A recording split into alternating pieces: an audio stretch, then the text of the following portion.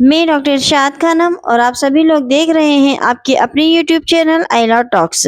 आज हम बात करेंगे भारतीय नागरिक सुरक्षा संहिता 2023 के सामान्य परिचय की और इसको किस उद्देश्य के लिए बनाया गया था। साथ ही साथ इसमें कौन कौन से परिवर्तन किए गए हैं जो सीआरपीसी में नहीं थे और 2023 में भारतीय नागरिक सुरक्षा संहिता को लागू करते हुए कौन से चेंजेस इसमें किए गए हैं। तो चलिए हम शुरू करते हैं इसके सामान्य परिचय से। भारतीय नागरिक सुरक्षा संहिता 2023 जो है इसके अंदर दंड की प्रक्रियाओं का ब्यौरा दिया गया है, या ये कह सकते हैं कि भारतीय नागरिक सुरक्षा संहिता अपराध की अवस्था में कार्यवाही का तरीका क्या होना चाहिए उसके विषय में बताती है। भारतीय नागरिक सुरक्षा संहिता एक प्रक्रिया विधि होती है जो ये बताती है कि जो कार्रवाई हो रही है अपराध के बाद उसको किस प्रकार से करना है। जब कोई भी अपराध होता है तब पुलिस या ये कह लें कि जब कोई अपराध किया जाता है तो पुलिस क्या करती है, पुलिस सबसे पहले उस अपराध की जांच करती है और हमेशा दो प्रक्रियाएं पुलिस अपराध की जांच करते समय अपनाती है। पहली पीड़ित के संबंध में और दूसरी आरोपी के संबंध में। पीड़ित वो व्यक्ति होता है जिसके साथ कोई अपराध कारित किया गया हो और आरोपी वो व्यक्ति होता है जिसने कि कोई अपराध किया हो जिसकी वजह से किसी अन्य व्यक्ति को, पीड़ित व्यक्ति को कोई हानि हुई हो, कोई नुकसान हुआ हो, कोई क्षति कारित हुई हो। अब हम बात करते हैं इसके नेचर की, इसकी प्रकृति की। भारतीय नागरिक सुरक्षा संहिता प्रक्रिया विधि है। प्रक्रिया क्या होती है? तो प्रक्रिया का अर्थ होता है कि न्यायालय किसी मामले को, किसी केस को, किसी बात को कैसे सुने और कैसे उस मामले का विचारण करे, ये एक प्रक्रियात्मक विधि है। और भारतीय नागरिक सुरक्षा संहिता जो है प्रक्रियात्मक विधि के साथ ये लागू कब हुई है? तो 1 जुलाई 2023 को। इसमें 39 अध्याय हैं और 513 धाराएं हैं। अब हम इसके उद्देश्य की बात करते हैं कि हमारे पास जब पहले ही दंड प्रक्रिया संहिता थी तो उसको समाप्त करके भारतीय नागरिक सुरक्षा संहिता 2023 हम किस उद्देश्य की पूर्ति के लिए लेकर आए हैं। तो सबसे पहले है समाज में न्याय व्यवस्था को बनाए रखना। दूसरा है न्याय कार्रवाइयों में प्राकृतिक न्याय के सिद्धांतों का पालन करना। प्राकृतिक न्याय के सिद्धांत दो प्रकार के होते हैं। पहला, कोई व्यक्ति अपने मामले में न्यायाधीश नहीं होगा, यानी कोई भी व्यक्ति जो है वो अपने मामले का निर्णय खुद से नहीं करेगा। और दूसरा, दूसरे पक्ष को सुने बिना निर्णय नहीं देना, यानी जब कोर्ट में कोई केस पहुंचेगा तो न्यायाधीश ऐसा नहीं करेगा कि वो केवल एक पक्ष को सुने और कोई फैसला दे दे। उसे दोनों पक्षों को सुनना पड़ेगा और उसको सुनने के बाद ही वो कोई निर्णय देगा। तीसरा है उद्देश्य इसका न्याय में होने वाले विलंब को टालना। चौथा, न्यायालय में आने वाले वादों की प्रक्रियाओं को सरल बनाना। 5, न्याय प्रणाली में सुधार करना। 6, नागरिक अधिकारों को बढ़ाना। 7, कानूनी प्रक्रियाओं को सुव्यवस्थित करना। 8, कानूनी ढांचे में पारदर्शिता और जवाबदेही सुनिश्चित करना। 9, सबको समान और त्वरित न्याय सुनिश्चित करना। 10, एक मजबूत और सुरक्षित समाज का निर्माण करना। ये सारे उद्देश्य थे जिन उद्देश्यों की पूर्ति के लिए भारतीय नागरिक सुरक्षा संहिता 2023 को जो है लाया गया है। अब हम बात करते हैं कि भारतीय नागरिक सुरक्षा संहिता 2023 में और सीआरपीसी में क्या अंतर था, क्या प्रमुख बदलाव किए गए हैं। तो सीआरपीसी के जो अधिकांश प्रावधान थे वो इसमें बरकरार रखे गए हैं। कुछ प्रमुख बदलाव जो है किए गए हैं वो हम आपसे डिस्कस करते हैं अभी। पहला है विचाराधीन कैदियों की हिरासत।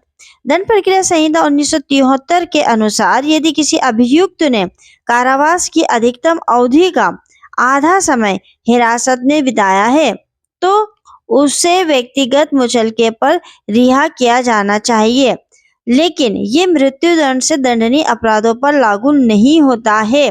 यानी सीआरपीसी में पहले क्या प्रावधान था, कोई व्यक्ति है उसको अधिकतम अवधि की सजा हो गई है, मतलब उसको कारावास हो गई है।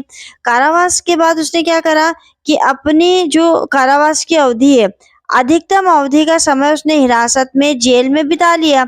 उसके पास अपनी जो कारावास की अवधि है वो कुछ ही बची है, तो उस समय में वो अपने व्यक्तिगत मुचलके पर रिहा हो सकता है। पर ये फैसिलिटी किसको नहीं थी? उन लोगों को जिनको की मृत्यु दंड की सजा मिली हो। अब भारतीय नागरिक सुरक्षा संहिता 2023 में क्या चेंज हुआ? तो उसमें प्रावधान कहाँ का मतलब जो मृत्यु दंड से दंडनीय अपराधों पर लागू नहीं होते थे ये मुचलके वाली कंडीशन, अब ये 2023 में संशोधन करके और कहाँ पर लागू नहीं होगी? तो आजीवन कारावास से दंडनीय अपराध में, और ऐसे व्यक्ति जिनके खिलाफ एक से अधिक अपराधों में कार्रवाई लंबित है, इन लोगों को आधी अवधि की सजा बिताने के बाद भी मुचलके पर नहीं छोड़ा जाएगा। सेकंड परिवर्तन इसमें हुआ मेडिकल जांच के विषय में। दंड प्रक्रिया संहिता 1973 बलात्कार के मामलों सहित कुछ मामलों में आरोपी की मेडिकल जांच की अनुमति देता है। ऐसी जांच कम से कम एक सब इंस्पेक्टर स्तर के पुलिस अधिकारी के अनुरोध पर एक पंजीकृत चिकित्सा व्यवसायी द्वारा की जाती है। अब पंजीकृत चिकित्सा व्यवसायी मतलब ऐसा डॉक्टर जो गवर्नमेंट द्वारा रजिस्टर्ड हो या सरकारी डॉक्टर जिसको कह लें। भारतीय नागरिक सुरक्षा संहिता 2023 में ये प्रावधान किया गया है कि कोई भी पुलिस अधिकारी ऐसी जांच का अनुरोध कर सकता है। यानी पहले क्या था, एक सब इंस्पेक्टर रैंक का व्यक्ति जो पुलिस अधिकारी होता था वो ऐसी जांच के लिए कह सकता था, लेकिन अब ये कर दिया गया संशोधित करके कि कोई भी पुलिस अधिकारी ऐसी जांच का अनुरोध कर सकता है। अगला है फोरेंसिक जांच। भारतीय नागरिक सुरक्षा संहिता 2023 में कम से कम 7 साल की सजा वाले अपराधों के लिए फोरेंसिक जांच कंपलसरी अनिवार्य कर दी गई है। ऐसे मामलों में फोरेंसिक विशेषज्ञ फोरेंसिक साक्ष्य इकट्ठा करने और मोबाइल फोन या किसी अन्य इलेक्ट्रॉनिक डिवाइस पर प्रक्रिया को रिकॉर्ड करने के लिए अपराध स्थलों का दौरा करेंगे। यदि किसी राज्य में फोरेंसिक सुविधा नहीं है तो उसे दूसरे राज्य से ऐसी सुविधा का उपयोग करना होगा। ये एक सबसे बड़ा जो परिवर्तन होकर हमारे सामने भारतीय नागरिक सुरक्षा संहिता जो नई आई है, उसमें पहले ये चीज सीआरपीसी में नहीं थी कि फोरेंसिक जांच कुछ कुछ मामलों में कुछ कुछ केसों में होती थी, पर यहाँ उन्होंने कंपलसरी कर दिया है कि ऐसे केस जहाँ पर 7 साल की सजा होने का अंदेशा हो तो वहां पर फॉरेंसिक जांच कंपलसरी होगी। और फॉरेंसिक जांच में उन्होंने क्या क्या शामिल कर लिया है?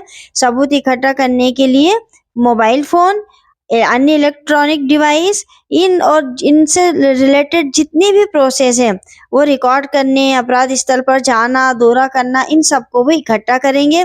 अगर किसी राज्य में फॉरेंसिक की सुविधा नहीं हो तो वो क्या कर सकता है? वो ऐसा नहीं कह सकता है कि हमारे पास ये सुविधा नहीं है तो हम नहीं कर सकते हैं, वो दूसरे राज्य से सुविधा ले ले। अगला हस्ताक्षर और उंगलियों के निशान। दंड प्रक्रिया संहिता 1973 मजिस्ट्रेट को किसी भी व्यक्ति को नमूना हस्ताक्षर या हस्तलेख प्रदान करने का आदेश देने का अधिकार देता है। भारतीय नागरिक सुरक्षा संहिता 2023 इसमें उंगलियों के निशान और आवाज के नमूनों को भी शामिल कर लिया गया है। जो पहले सीआरपीसी थी उसमें क्या था कि जो एक मजिस्ट्रेट है वह व्यक्ति के नमूना हस्ताक्षर ले सकता था और हस्तलेख यानी कि उसकी लिखावट को प्रदान करने का आदेश दे सकता था। अब इसमें जो संशोधित होके हमारे पास, या ये कहें हम कि उसको खत्म करके जो नई भारतीय नागरिक सुरक्षा संहिता हमारे पास आई है उसमें इसके अलावा उन्होंने इन चीजों को भी ऐड कर लिया है, उंगलियों के निशान और आवाज के नमूने। ये इन नमूनों को ऐसे व्यक्ति से इकट्ठा करने की अनुमति देता है जिसे गिरफ्तार नहीं किया गया है। मतलब ऐसे व्यक्तियों से भी ये सारे नमूने, सारे साक्ष्य लिए जा सकते हैं। प्रक्रिया के लिए समय सीमा।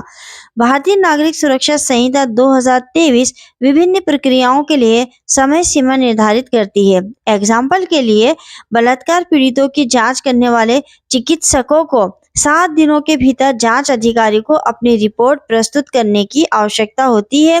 अन्य निर्दिष्ट समय सीमाओं में शामिल है बहस पूरी होने के 30 दिनों के भीतर निर्णय देना। अगर बहुत ही ज्यादा कुछ दिक्कतें आ रही हो तो इसकी समय अवधि 45 दिन तक बढ़ाई जा सकती है। 90 दिनों के भीतर जांच की प्रकृति के बारे में पीड़ित को सूचित करना और ऐसे आरोपों पर पहली सुनवाई से 60 दिनों के भीतर सत्र न्यायालय द्वारा आरोप तय करना, यानी पहले समय सीमा निश्चित नहीं थी, अब ये कर दी गई है।